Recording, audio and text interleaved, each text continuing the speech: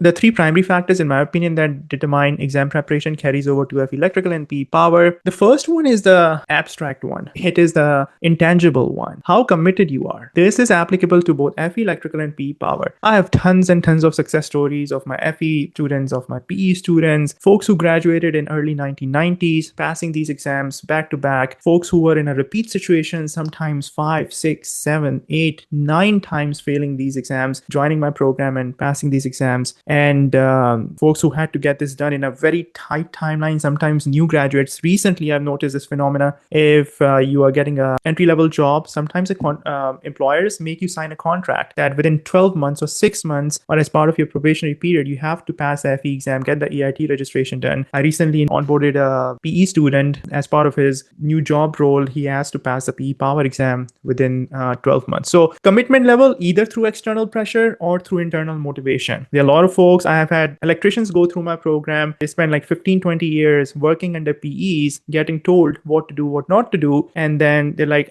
my state allows me that after I accumulate 10, 15, 20, I think most of the states, 12 years of experience in the industry or more, they actually, even if you don't have an undergraduate degree, they can give you credit to basically get on the path of licensure. I have had those stories where electricians, motivated by getting more recognition, respect, and status, pursued this and passed this on the first attempt. So this is arguably the single most important factor. What is the reason which is prompting you, which is making you undertake this journey? If you're wishy-washy about it, when things get tough, you might throw in the towel. But if you are clear-minded, if your motivation is very strong, if you know why you are going for it, whether it's internal, intrinsic, or extrinsic, that will basically push you through when things get tough. Okay, so it's intangible. That's something that you have to sort of figure out on your own. From the extrinsic standpoint, I can give you some reasons or incentives that I've seen, or things that have happened. Folks have been able to get better job titles, more opportunities. So tons and tons of reasons why you can consider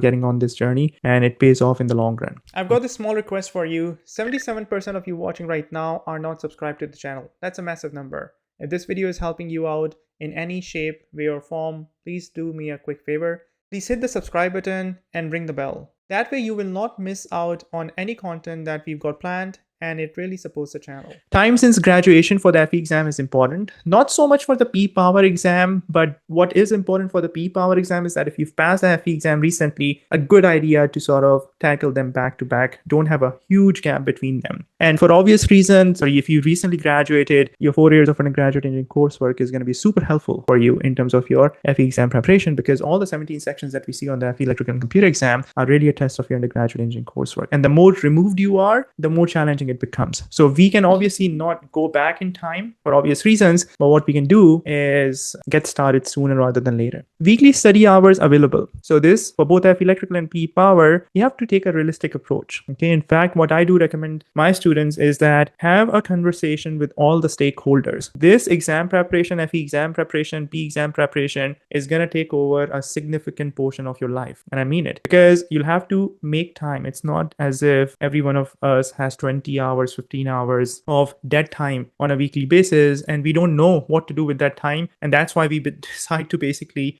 prepare for the FE exam. I don't think that applies to anyone. So I am, everybody else is already having a busy life. And then when you take on a big project like FE exam prep, PE Power exam prep, you have to make some sacrifices, and you have to have conversations with other stakeholders who have demands on your time. That can be your significant other, that can be your kids, that can be your family, friends, your work, your leisure activities, your workouts. So whatever it is, you'll have to have a realistic assessment of how many hours are available. And we're going to talk about the number of hours shortly. And the last but not the least, this is where I can help you with, is effective exam prep resources. So after you have decided that, okay, I'm going to be committed, whatever your starting point is, whatever number of hours you have, then which resource you use and invest those hours and your effort in is going to make the next biggest difference. Because 2 months, 3 months, 4 months, 5 months, 6 months are going to pass by. What you're going to be left with at the end will be your exam readiness. And if you had been using ineffective exam resources, garbage in, garbage out. But if you had been using effective exam prep resources, they're going to bring you closer and closer to passing the exam. If you're new to this channel,